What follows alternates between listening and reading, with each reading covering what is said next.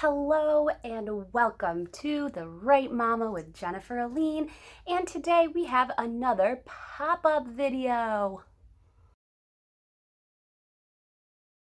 Today's pop-up video is focusing on a Twitter pitch contest called hashtag, I think that's how you do it, hashtag PitMad. Yes, if you have Twitter, you are probably somebody who is aware of what PitMad is and some other pitch contests that are out there. But today we're going to focus on PitMad because how I found my small publishing house was through PitMad in September, which I think is crazy and super exciting that you really can find industry professionals through doing these contests on Twitter. I've always been part of Twitter, and the conferences I've been to over the last several years have said that when it comes to this industry, Twitter is a huge hub when it comes to finding professionals in the field.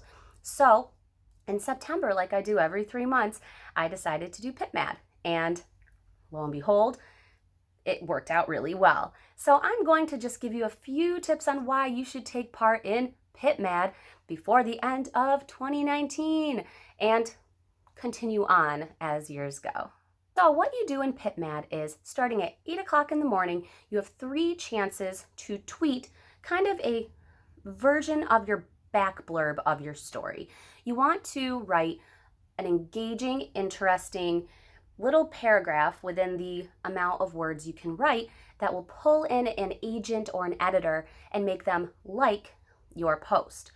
If an agent or an editor likes your post, then you go to their page and it tells you what they want you to send them. So it's kind of like a pitch slam on Twitter, where professionals are looking and scrolling all day long for somebody's little tweet that is on their manuscript wish list. There are a few points I want to make sure that I mention before you dive into PitMad that you know, so that maybe you can come out of PitMad with some exciting news just like I did. Before we get into that exciting news, I do want to show you what my little blurb looked like that the editor liked, and maybe that will help you when creating one of your own. I pulled up some of my tweets from PitMad in September, and I will zoom in and show you what the blurb was that caught their attention. I'm sure it's pretty weird to see it through this screen, but this first one is what caught their like. And it says, 3 ex-roommates move back in together 5 years after college graduation. Adulthood forces them to decide whether to follow the plans they've set for themselves or follow fate. There's some sex, some family drama, some internal struggle, and a lot of mojitos. It's important that you always put hashtag PitMad, and if there's room, you can put your genre. I put WF, which is women's fiction. You have 3 chances. You can see 3 times I tweeted to tweet something about your story, and you want to make them each a little bit different, make the tone a little bit different, so that if there's other agents who are scrolling, they grab their attention. So when it comes to getting involved in PitMad, there are a few tips I just want to tell you before you jump right in. The first tip is make sure the night before you tweet something to everybody who follows you, telling them not to like the next day's tweets that have the hashtag PitMad in it unless they are an industry professional. This is something that in years past when I've been involved with PitMad, I've noticed, and it makes me crazy. In a way, it's nice because you have friends liking your tweets that just kind of summarize your story, and maybe that shows that they're going to buy your book or they're interested. And it's really nice to get those likes or those notifications. However, the notifications for PitMad should be from an agent, an editor, somebody in the field. And when you get a notification, you can get really excited because it might be somebody. Also, a lot of people, I probably will be one of these people, just are scrolling through, all of the PitMad submissions, and they can retweet yours if they like them. That allows you to have another chance to get seen because you can only tweet 3 times throughout the day. So you might have some retweets going on. That means some people like your tweet. So that's also good. But the night before, make sure to tweet something so everybody understands. And I did that this year specifically, and I actually had a lot of people retweet my tweet saying that, so other people knew that this was something that they should look out for. So make sure you try to do that. I also just realized there was like an ad going on the whole time on my computer, so we'll shut it.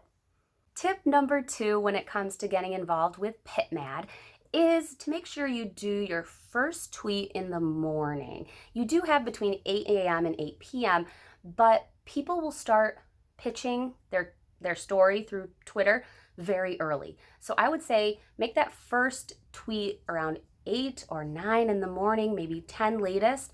And then your second one, make it around noon, 1 or 2. And then that last one, you can make it in the evening. There will be thousands and thousands and thousands of tweets and a lot of agents trying to get through them.